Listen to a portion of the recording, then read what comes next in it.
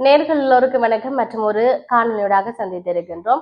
செம்மணியினுடைய சிந்துபாதி நகர்வுகள் சார்ந்து அகழ்வாராய்ச்சி சார்ந்து பேசப்பட வேண்டிய நிறைய விடயங்கள் இருக்கின்றன என்பதை தான் நாம் இந்த இடத்தில் சொல்லக்கூடியதாக இருக்கின்றது. குறிப்பாக சொல்ல போனால் அகழ்வாராய்ச்சிக்கு செங்கல்லும் கலவையுமா பிரதியமைச்சர் அருண் என்ன சொல்லுகிறார் என்கின்ற வகையிலான பல்வேறுபட்ட செய்திகளை நாம் பார்க்க கிடைக்கிறது. அதான் சொல்வார்கள், இது சொன்னாலும் குற்றம் சொல்லாட்டியும் குற்றம் என்கின்ற வகையிலான பல்வேறுபட்ட விடயத்தை அரசியல் ஆய்வாளர்கள் விமர்சித்திருக்கிறார்கள் என்ற விடயம் சொல்லுகின்ற பொழுது, வளமை போல கண்பாட்டுக்கு அடிச்சுவிடும் அரசியலும் நீதிமன்றத்தை மிதித்த அடிக்கல்லும் ஒரு செய்தி சொல்லுகின்றது என்ற விடயமும், இங்க புதிய ஒரு கட்டுமானங்கள் எதுவும் இடம்பெறாது, அகழ்வாராய்ச்சி மாத்திரமே இடம்பெறும் என்று முகநூல்ல அறிக்கையிட்டு திருகோணமலையாரை அடுக்கி வைக்க பார்க்கின்றாரா பிரதி அமைச்சர் அருண் கேமச்சந்திரா என்கின்ற வகையிலான இன்னொரு நகர்வு இங்கால சென்று கொண்டே இருக்கின்றது. காலையில பௌத்த அதாவது புத்த பிக்குகள் சகிதமாக செங்கற்களையும் சிமெந்து கலவைகளையும் கொண்டு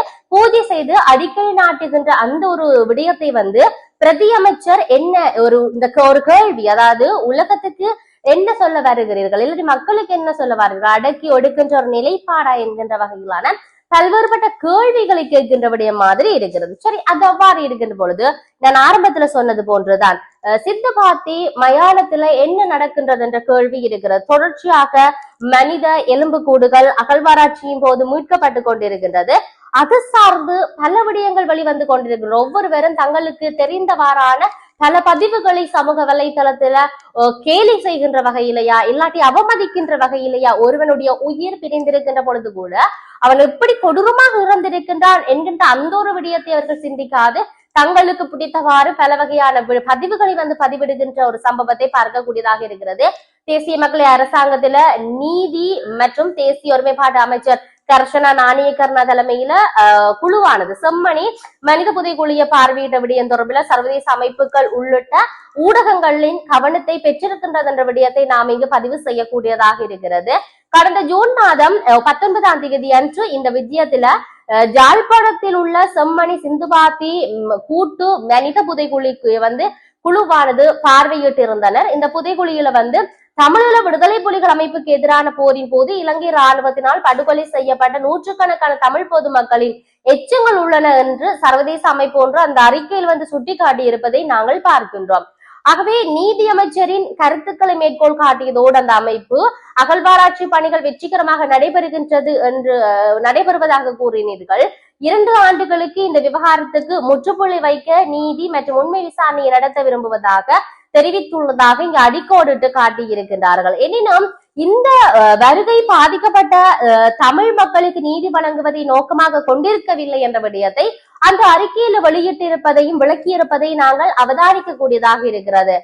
பல 10 ஆண்டுகளாக அரசு மூடி மறைத்து வைத்திருந்த கொடூரங்களால் தமிழ் மக்களிடையே பெறுகின்ற இந்த கோபத்தை தணிப்பதை நோக்கமாக கொண்டிருந்தது.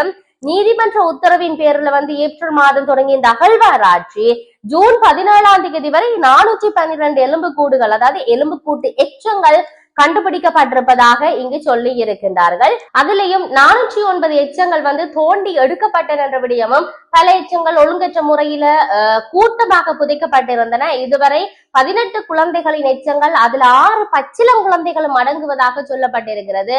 செம்மணி இப்போது இலங்கையில கண்டுபிடிக்கப்பட்ட மிகப்பெரிய பெருங்கொள்ள புதைகுழியாக மாறி இருக்கிறது என்ற விடயம் சொல்லப்படுகிறது.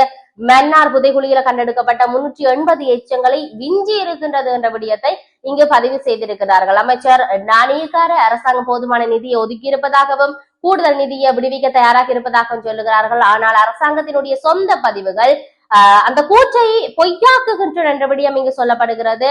முதல் கட்டத்துல 240 எச்சங்கள் கண்டுபிடிக்கப்பட்ட பின்னர் நிதி விடுவிக்கப்படாததால் கடந்த ஆண்டு செப்டம்பர் 6ஆம் தேதி அன்று அகழ்வாராய்ச்சி இடைநிறுத்தப்பட்டது என்ற விடயம் இங்கு சொல்லி இருக்கிறார்கள். சுமார் 8 மாதங்கள் கழித்து ஏப்ரல்ல மீண்டும் தொடங்கப்பட்டது DNA பரிசோதனை, தடவியல் ஆய்வு, உறவினர்களின் DNA பரிசோதனை, அதாவது DNA சேகரிப்பு போன்ற பல்வேறுபட்ட விடயங்கள் இருக்கு. அடுத்த கட்ட நடவடிக்கைகளுக்கு இன்னும் எந்த நிதியும் ஒதுக்கப்படவில்லை என்ற விடயத்தை சொல்லி இருக்கிறார்கள். எதுக்கப்படி இருந்தாலும் செம்மணி சிந்துபாத்தி மயானத்தினுடைய அந்த புதைகுழி அகழ்வாராய்ச்சியுடைய செயற்பாடுகள் சர்வதேசத்தினுடைய காதுகளுக்கு சர்வதேசத்துக்கு சென்றடைந்திருக்கின்றது என்ற விடயத்தை நாம் சொல்லக்கூடியதாக இருக்கிறது. ஆகவே பொறுத்திருந்து பார்ப்போம் இவற்றினுடைய நகர்வுக்கு என்பிபி அரசாங்கம் எப்படியான தீர்வை தரப்போகிறது. வெகு விரைவில் இந்த செம்மணி சிந்துபாத்தி இந்த அகழ்வாராய்ச்சிக்கு ஒரு முடிவு கட்டுவதற்காக நிதிகளை ஒதுக்குமா, அதுக்கான தீர்ப்பை வழங்குமா, என்ன நடக்க போன்றது என்பதெல்லாம் பொறுத்திருந்து பார்ப்போம்.